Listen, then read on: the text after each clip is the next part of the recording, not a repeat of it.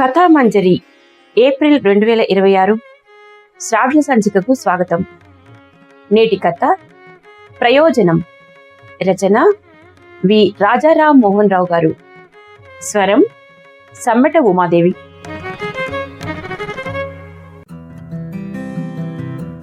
ఇద్దరికీ ఒకే చోట ఉద్యోగం.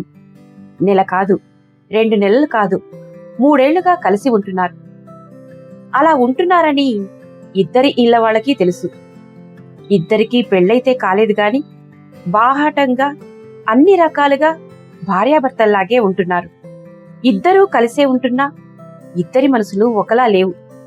ఇవాళ కాకపోతే రేపు పెళ్ళవుతుంది, జీవితాంతం కలిసే ఉంటాం అన్న నమ్మకం పూజకి. ఆమెకి వేరే సందేహం లేదు.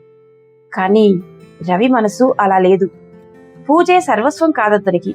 తల్లి తండ్రి వాళ్ళ ఆస్తి ముఖ్యమే. ఏదైనా పేచీ వచ్చి పెళ్లికే ఆటంకం వస్తే అప్పటి సంగతి అప్పుడు. అది అతని మనస్సు. తొందరగా పెళ్లి చేసేసుకుంటే సరి అన్న ఆలోచన పుట్టింది పూజలో. అదే రవితో చెప్పింది. అతనేం బదులు చెప్పలేదు. 1-2 సార్లు పూజ చెప్పినా అతని ధోరణి మారలేదు. చివరికి పూజ రవిని నిలదీయక తప్పలేదు. మనిద్దరివి గొప్ప ఉద్యోగాలేం కావు, ఎవరం సరిగ్గా సెటిల్ అవలేదు, పెళ్ళంటే ఎలా, ప్రస్తుతం బాగానే ఉన్నాంగా అన్నాడు. ప్రస్తుతం బాగుండడం కాదు, ఎప్పటికీ బాగుండాలి. పెళ్లి చేసుకోవడం వల్ల అదనంగా భారమేముంది?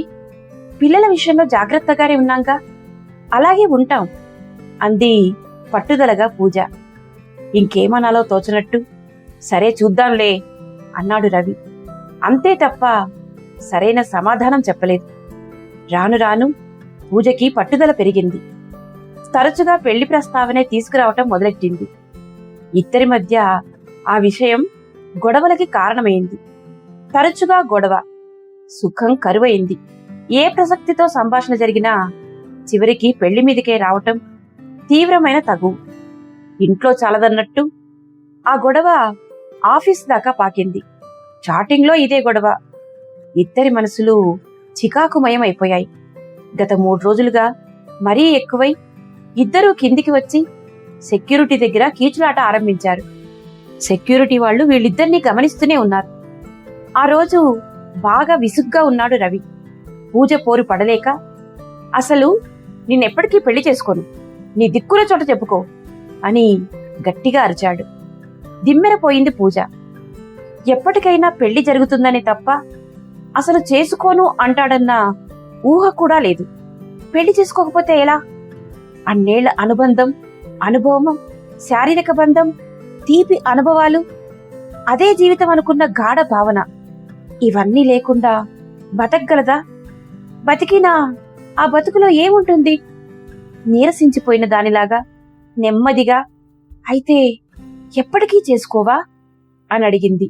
అదేగా చెబుతున్నది, ఇంక నీకు నాకు సంబంధం లేదు, నన్నింక విసిగించి చంపకు అన్నాడు. అయితే నీ కళ్ళెదురుగానే చచ్చిపోతాను చూడు అంటూ బాణంలా రోడ్డు మీదకి పరిగెత్తింది. చూస్తున్న సెక్యూరిటీ గార్డు వెనకే పరిగెత్తాడు. రవి పరిగెత్తాడు. రోడ్డు మీద విపరీతమైన ట్రాఫిక్. కుడివైపు 2, ఎడంవైపు 1 కారు సడన్ బ్రేక్ తో ఆగాయి కాబట్టి పూజ బతికింది. చావు అంచులకు వెళ్లి వచ్చింది. అప్పటికే సెక్యూరిటీ అతను పూజను పట్టుకున్నాడు. వెనక్కు తీసుకొచ్చి కూర్చోబెట్టాడు. షాక్ లో ఉన్నదానిలాగా శూన్యంలోకి చూస్తున్నట్టు అయిపోయింది. ఎవరు పిలిచినా బదులు పలకటం లేదు. సెక్యూరిటీ వాళ్ళు వాళ్ళ ఆఫీస్కి ఫోన్ చేశారు. మేనేజర్, టీం లీడర్, 2 కొలీగ్స్ హడావిడిగా వచ్చారు. చన్నీళ్లతో ముఖం తుడిచి కాసిని నీళ్లు తాగించిన తర్వాత కొంచెం కోలుకుంది పూజ. అటువంటి స్థితిలో పూజని ఒంటరిగా పీజీలో ఉంచడం ఇష్టం లేక మరో కొలీగ్తో కలిసి టీం లీడరే పూజని తన ఇంటికి తీసుకెళ్ళింది. రాత్రి 11ంటికి బాగా తేరుకుంది పూజ. బలవంతం చేస్తే కొంచెం తిన్నది. నెమ్మదిగా విషయం తెలుసుకున్న టీం లీడర్, ఏదో ఎమోషన్లో రవి అలా అనుంటాడు, మేం మాట్లాడతాం, నువ్వు తొందరపడకు అని అన్నాక పూజకి కొంచెం ధైర్యం వచ్చింది. మర్నాడే టీం లీడర్, మేనేజర్ రవితో మాట్లాడారు. చివాట్లు పెట్టారు. పిచ్చి వేషాలు వేస్తే ఉద్యోగం పోతుందని హెచ్చరించారు. ఇంట్లో సంప్రదించి 2 రోజుల్లో చెప్తానన్నాడు రవి. 2 రోజుల తర్వాత పూజను కలిశాడు రవి. ఇద్దరూ ప్రశాంతంగా మాట్లాడుకోవడానికి వీలుగా ఉన్న చోటు చూసుకున్నారు. మా ఇంట్లో మాట్లాడాను. మన పెళ్లికి ఒప్పుకున్నారు. పోతే చిన్న మెలిక పెట్టారు. ఏంటది అంది పూజ. స్నేహితుల సలహాల వల్ల 2 రోజుల క్రితం కన్నా చాలా నిబ్బరంగా ఉంది. నాలాగే మన ఉద్యోగాల మీద వాళ్ళకి నమ్మకం లేదు. మీకు సెక్యూరిటీ ఏమిటి అని అడిగారు. అంటే అంది ముఖం చిట్లించి పూజ. గచ్చిబౌలిలో మీ అమ్మా నాన్నలకి స్థలం ఉంది కదా, అది మన పేరు మీద ట్రాన్స్ఫర్ చేసుకున్నాక పెళ్లి అంటున్నారు. నీ ఉద్దేశం ఏంటి అని అడిగింది అప్రసన్నంగా పూజ. వాళ్ళన్నది న్యాయంగానే ఉందనిపించింది అన్నాడు రవి. పూజకి తట్టుకోలేని ఆవేశం వచ్చింది. నీకు న్యాయంగా అనిపించిందా? మా వాళ్ళకి అది తప్ప ఇంకో ఆధారం లేదు. 70 ఏళ్ల ఈ వయసులో వాళ్ళకేం సెక్యూరిటీ అక్కర్లేదు. మనకి రాసి చేయాలి, అది న్యాయం అంది రోషంగా. అది కాదు పూజ, స్థలం రాయించుకుంటే వాళ్ళని వదిలేస్తామా? అవసరమైతే మన దగ్గరే ఉంటారు. వాళ్ళు మన దగ్గర బదులు మనమే అవసరమైనప్పుడు వాళ్ళ దగ్గరికి వెళ్ళొచ్చుగా. పూజ అన్నదానికి రవికేం సమాధానం తట్టలేదు. తిరిగి పూజే అంది, ఇక్కడ స్థలం సెక్యూరిటీ విషయాలు కావు, యాటిట్యూడ్. అది సవ్యంగా లేదు. నీకు మన పెళ్లిలో ప్రేమ ముఖ్యం కాదు, నేను ముఖ్యం కాదు, స్వార్థం ముఖ్యం. అది స్పష్టంగా కనిపిస్తోంది.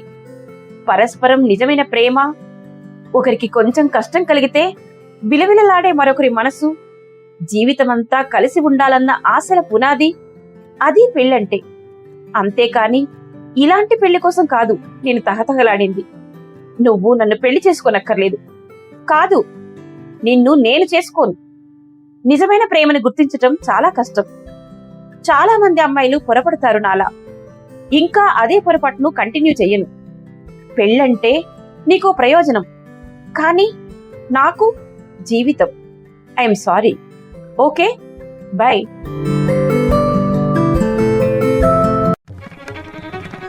కథామంజరి ఏప్రిల్ 2026 శ్రావ్య సంచి. కథ ప్రయోజనం. రచన వి రాజారాం మోహన్ రావు గారు. స్వరం సమ్మెట ఉమాదేవి.